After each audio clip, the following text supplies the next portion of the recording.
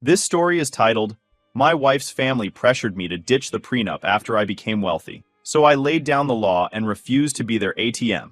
Hi everyone. Before we dive in, a quick favor. If you enjoy content like this, please hit the subscribe button. It's free, supports the channel, and makes sure you never miss out on amazing videos. Alright, let's get started. Alright, let me start from the beginning, because this mess didn't just come out of nowhere. Back when I was 23, I met Sarah. I was fresh out of college and working my first job at an IT firm in Denver. Sarah was finishing her teaching degree at the time, and we met at a mutual friend's barbecue. She had this way of making everyone laugh and feel comfortable. I'll be honest, I was hooked pretty much from day one. Sarah came from a well-off family. Her dad owned a few auto dealerships, and her mom ran a boutique in Boulder. They weren't mega rich, but they had the kind of money that made life easier. My family was solidly middle class. My dad was an electrician, my mom a nurse, and they raised me and my two brothers in a small but cozy house. We were never hungry, but things like vacations or new clothes were rare. Anyway, Sarah and I hit it off quickly.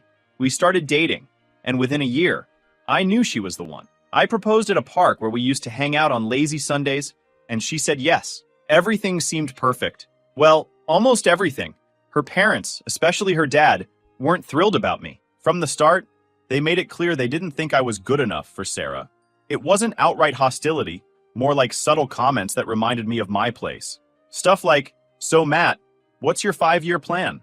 Or, Sarah's used to a certain lifestyle. I ignored it because I loved Sarah, and she stood by me. When we started planning the wedding, her parents dropped the prenup bomb. I remember Sarah's dad calling me into his office one evening after dinner. He had this serious look on his face, like he was about to give me life-altering advice. Instead, he handed me a thick stack of papers and said, "This is just a formality, Matt. It's to protect Sarah's future. I'm sure you understand." I didn't understand. I didn't like it either. I felt insulted. Like, why did they assume I was going to take advantage of their daughter? I was barely making $40,000 a year at that IT job, but I had plans. Big ones. I wanted to prove myself, not just to them, but to Sarah and me. Still, I didn't want to cause problems. So I took the papers home and read through them with a mix of anger and confusion. The prenup basically stated that if Sarah and I ever divorced, I'd walk away with nothing but what I'd earned myself. None of her family's money, none of the assets she might inherit, nothing. It was all about protecting her, not us. I hated every line of it. I brought it up to Sarah, hoping she'd back me up. Instead, she said, "Matt, it's not a big deal. It's just paperwork. It doesn't change how I feel about you." She was calm, but I could tell she felt stuck between me and her family. I didn't want to put her in that position, so I swallowed my pride and signed it. I told myself it didn't matter because I wasn't marrying her for her family's money.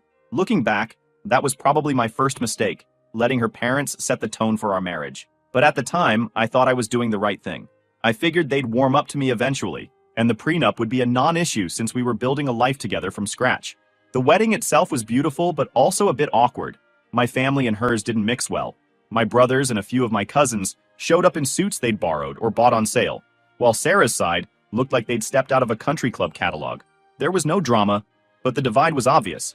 After we got married, we moved into a small apartment in Denver. Sarah started teaching at a local elementary school, and I kept grinding away at my IT job. Those first few years were tough but rewarding. We budgeted carefully, cooked most meals at home, and saved every penny we could.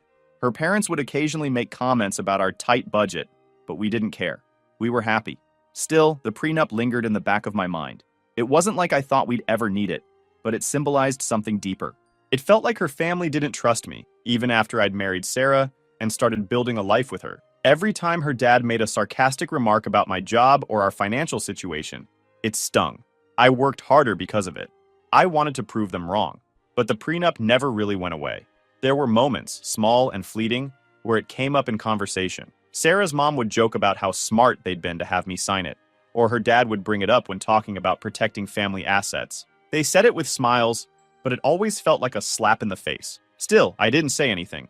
I kept my head down and focused on my career. I loved Sarah, and I didn't want to let her parents ruin what we had. I figured as long as we were happy, none of that other stuff mattered. But now, years later, I can see how that prenup was more than just a legal document. It was a reminder that her family didn't think I was enough. And as things started to shift in our lives, that piece of paper became the center of a storm I never saw coming. After a few years of grinding it out in my IT job, things started to change. but not overnight. It was more like little victories stacking up until they became something bigger.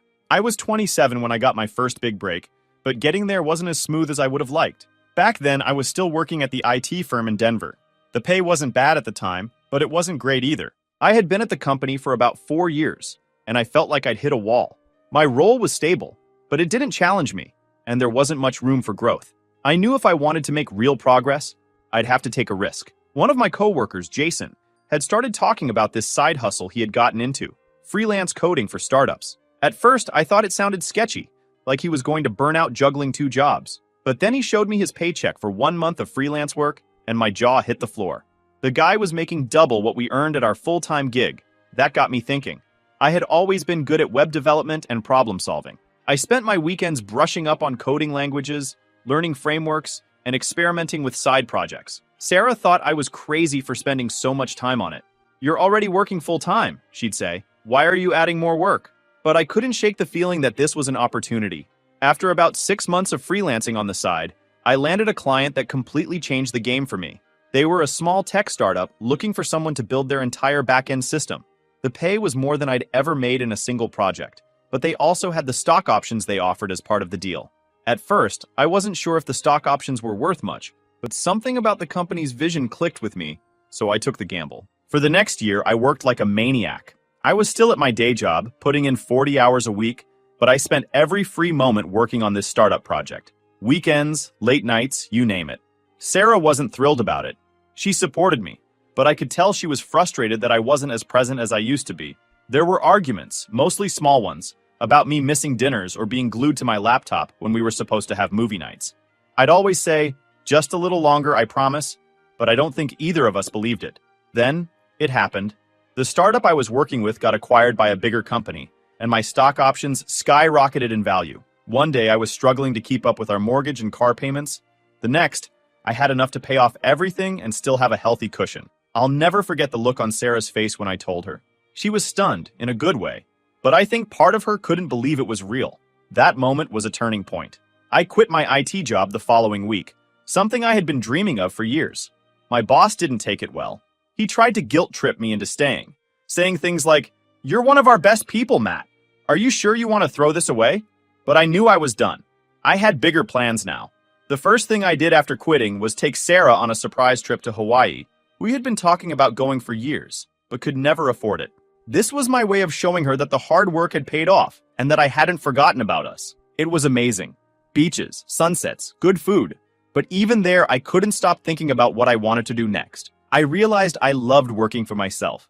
The freedom, the challenge, the sense of control. It was addictive. That's when I decided to start my own company. I used the money from the startup acquisition to launch a property management business. Real estate had always interested me, and I saw it as a stable way to grow my wealth without being tied to a desk job. Starting the company wasn't easy. There were a million things I didn't know, from legal paperwork to managing employees. But I threw myself into it the same way I had with my freelance work. I read books, attended workshops, and leaned on a mentor I'd met during my freelancing days. Slowly but surely, things started to click. By the time I was 30, things were looking up in ways I couldn't have imagined a few years earlier. The property management business I started was doing well, better than I ever thought it would. We had a growing list of clients, and I'd managed to build a reliable team that took care of most of the day-to-day operations. For the first time in my life, I wasn't just scraping by or working paycheck to paycheck. I was comfortable. I was proud of how far I'd come, and I thought I'd finally earned a little respect from Sarah's family. But respect wasn't exactly what I got. It started subtly at first. Sarah's dad, Tom, would call and ask for advice on investments. It seemed innocent enough. "Hey, Matt," he'd say, "I've been looking at this opportunity to buy some commercial property downtown. What do you think?" At first, I was happy to help. I figured he saw me as someone who'd proven himself, and I appreciated that he was finally acknowledging my expertise. But then the questions became more personal. "Do you think you could invest with me? You know, just to help get things off the ground?" Tom asked during one of our conversations. I hesitated. On one hand, he was family, and I wanted to be supportive. On the other hand, the deal he described sounded shaky. I politely told him I wasn't in a position to invest at the time. That was the first time I noticed a shift in Tom's attitude toward me. He didn't say anything outright, but there was a noticeable coolness the next time we saw each other. Sarah picked up on it too and asked if something had happened. I brushed it off, saying, "Nah, he's probably just stressed about business stuff." But deep down, I knew he wasn't thrilled with me saying no.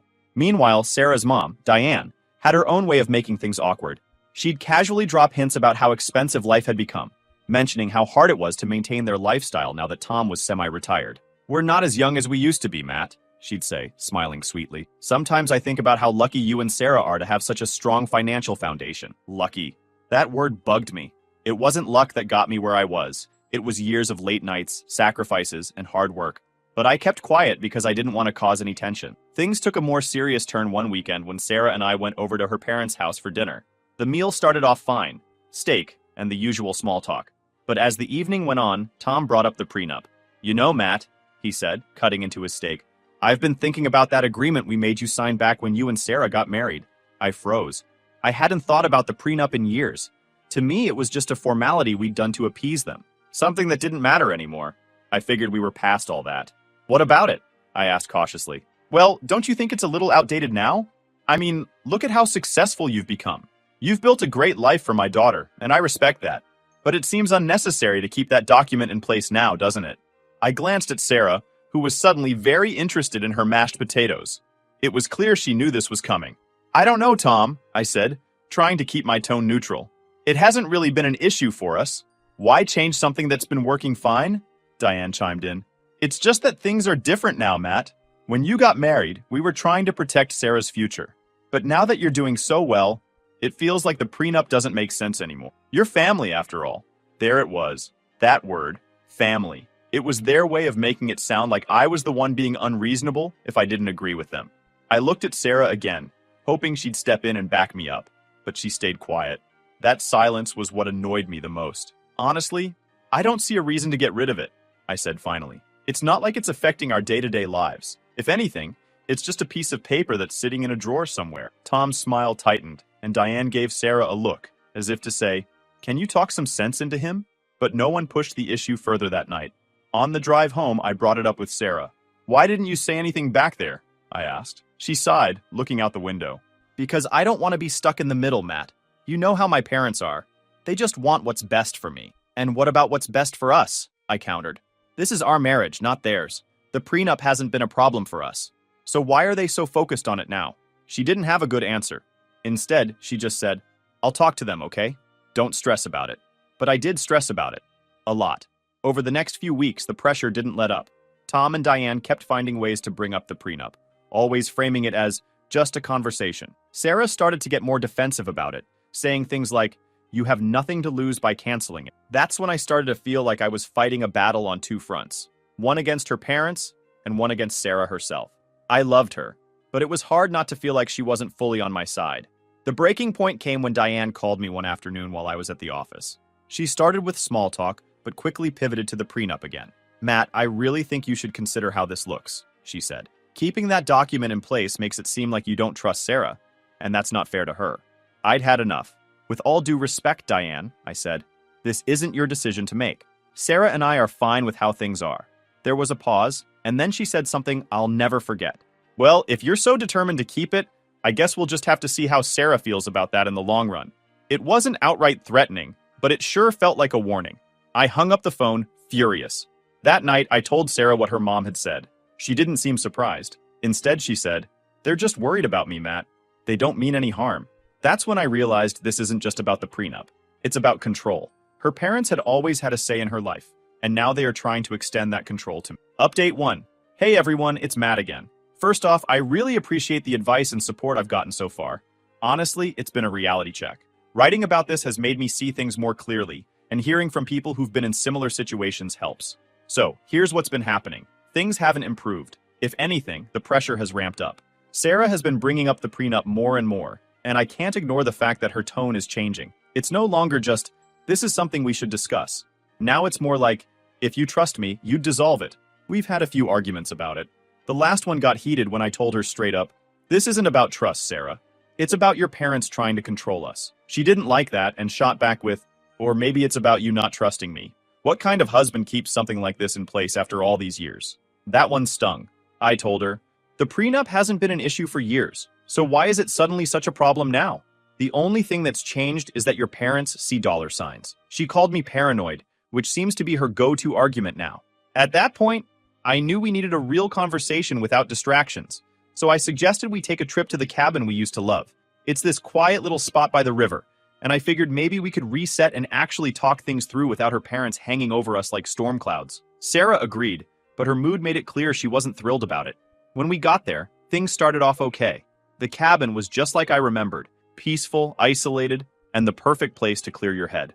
The first evening, we cooked dinner together, which felt normal for a change. But even then, there was this unspoken tension in the air. The next morning, I decided it was time to rip off the bandage. We were sitting on the dock, watching the river, and I said, "Sarah, I need to know what's really going on. Is this about us, or is this about your parents?" She sighed, not even trying to hide her annoyance. "Matt, this is about us. My parents don't control how I think. I'm the one saying the prenup doesn't make sense anymore. I didn't buy it. Come on, Sarah. Let's not pretend your parents haven't been pushing this from the start. They're the ones who made me sign it, and now they're the ones trying to get rid of it. That's not a coincidence." She turned to me, her face serious. "Do you even hear yourself? You're acting like my parents are the villains here when all they want is what's best for me. Best for you? What about what's best for us? This isn't their marriage, Sarah. It's ours. And I'm not going to let them dictate how we handle things." That's when she said something that made my blood boil. "Maybe the issue isn't them, Matt. Maybe it's you. Maybe you're so wrapped up in your own insecurities that you can't see how unfair this is to me." "Insecure?" I shot back. "You think I'm insecure because I don't want to tear up an agreement your parents insisted on? The same agreement they made me sign because they didn't trust me?" She shrugged and said, "Well, if you can't trust me now, maybe we shouldn't even be talking about a future together." That hit me like a brick, but I refused to let her see it. "Wow, so now you're threatening to leave because I won't bend to your parents' demands?" "Real mature, Sarah." "It's not a threat, Matt," she said, her voice cold. "It's just the truth. If you're so obsessed with this prenup, maybe you don't see me as your partner anymore. Maybe you're just waiting for me to screw up so you can walk away with everything." That was it. I stood up, looked her dead in the eye, and said, "Don't twist this around like I'm the problem here. I've worked my ass off for everything we have, and I've done it with zero help from your parents. If anyone should be questioning loyalty, it's me." She just stared at me, not saying a word, and I walked back to the cabin to cool off. The rest of the trip was a disaster. We barely spoke, and when we did, it was tense. By the time we packed up and headed home, it was clear we were on completely different pages. I've got my first therapy session this week, and I'm hoping it helps me figure out my next steps. Right now, I feel like I'm standing in the middle of a minefield, trying not to blow everything up. I love Sarah, but this situation is making me question a lot of things. If anyone's been in a situation like this, I'd love to hear how you handled it. Thanks for reading, and thanks for having my back. Update 2. Hey everyone.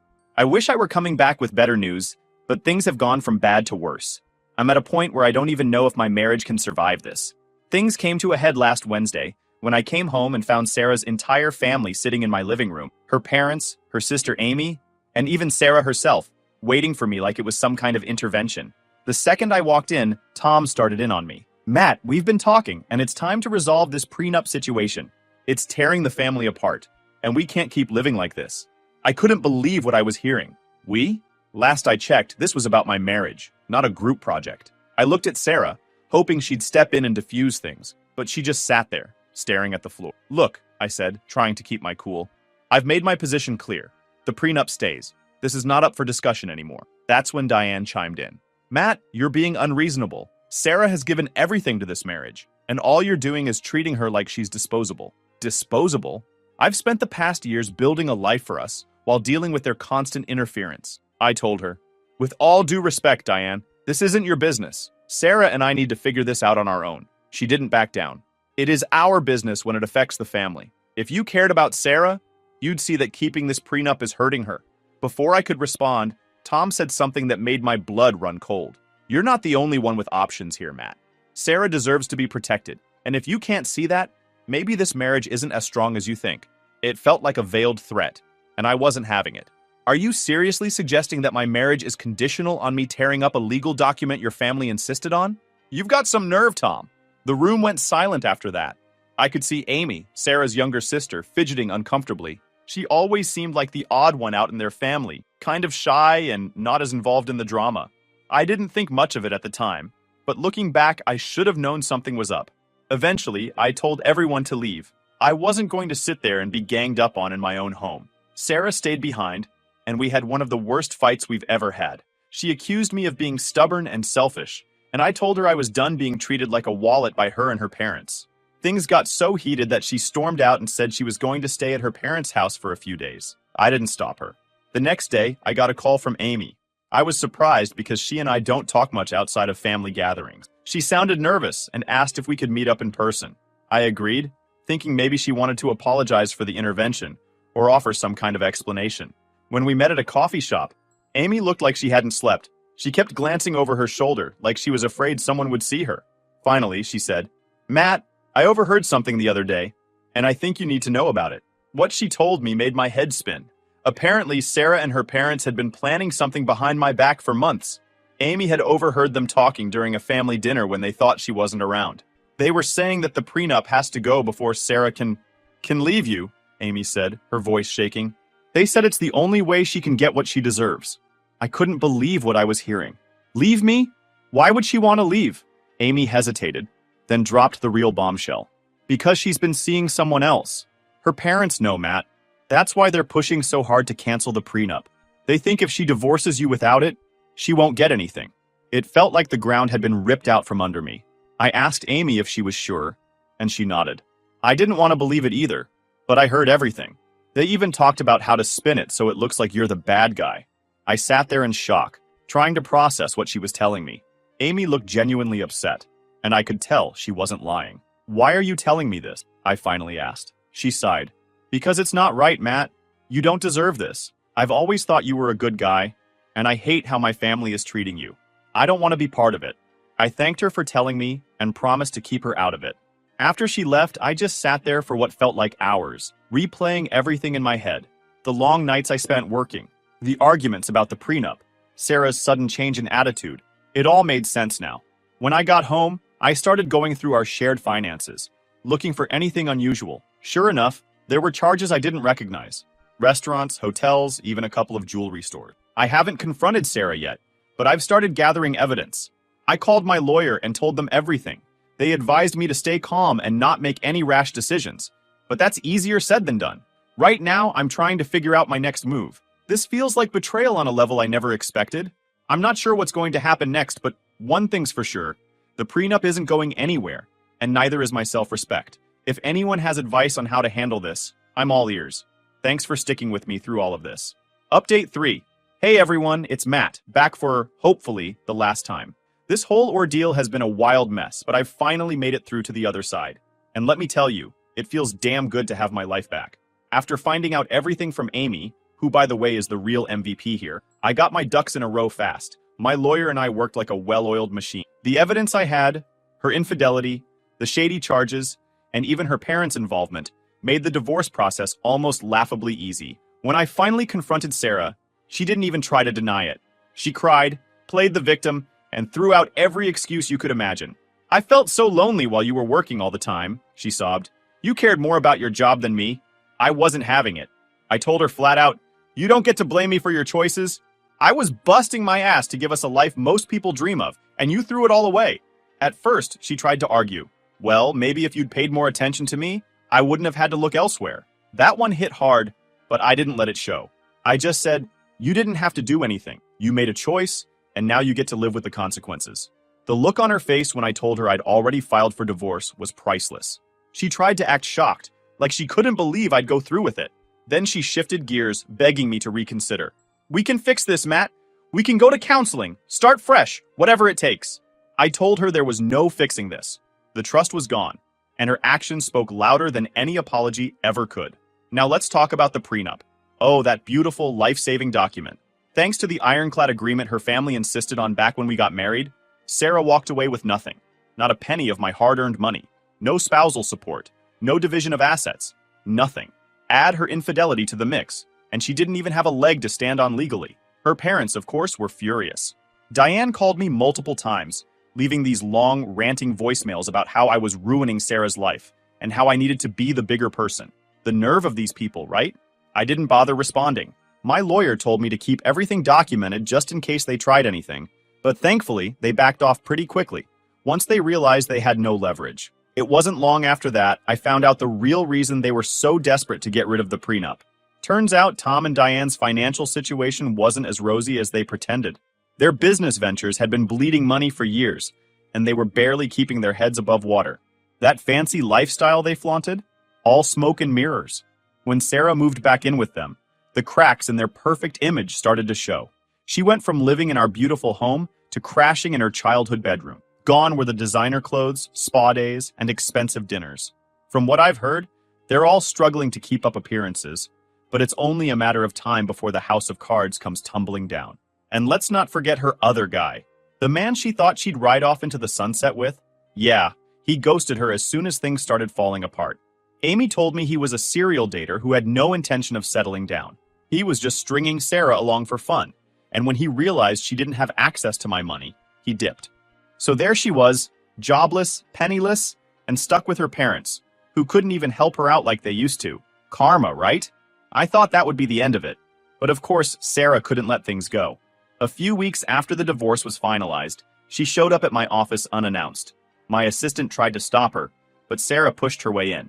She looked rough. Her hair was a mess. She was wearing old, wrinkled clothes, and she had this desperate look in her eyes. "Matt," she said, tears streaming down her face.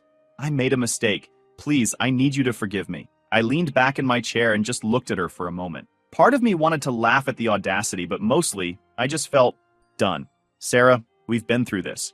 You didn't just make a mistake. You made a series of choices that destroyed our marriage. Forgiveness doesn't fix that." She tried every tactic in the book. She apologized, blamed her parents, promised she'd change, and even hinted at wanting to rekindle things. "We can start over, Matt. I'll do whatever it takes to make things right." But there was no way I was going back. "Sarah, you didn't just cheat on me. You planned to leave me while trying to take what I've worked for. That's not love, and it's definitely not something I can forgive." When she realized I wasn't budging, she got angry. "You're going to regret this, Matt. You're going to end up alone, and you'll realize you pushed away the one person who really cared about you." I just shook my head and said, "Sarah, you didn't care about me. You cared about the life I provided. Now you get to figure things out on your own." I called security to escort her out, and that was the last time I saw her. Since then, life has been a lot quieter. Amy and I still keep in touch. She apologized again for her family's behavior, but honestly, she didn't need to. She was the only one who had the guts to do the right thing, and I'll always be grateful for that. As for Sarah and her parents, I've heard through the grapevine that things are getting worse for them financially. Part of me feels bad for Amy because she's stuck in the middle, but for the rest of them, they made their bed, and now they get to lie in it. If there's one thing I've learned from all this, it's the importance of standing your ground. People will try to take advantage of you, manipulate you, and guilt you into doing what's best for them. But at the end of the day, you have to look out for yourself. To anyone out there dealing with toxic in-laws, a shady partner, or just feeling stuck in a situation that doesn't sit right with you, trust your gut and stand up for what's right. It's not easy, but it's worth it. Thanks again to everyone who's been following my story and offering advice. Your support has meant more to me than I can put into words. Here's to moving forward and never looking back.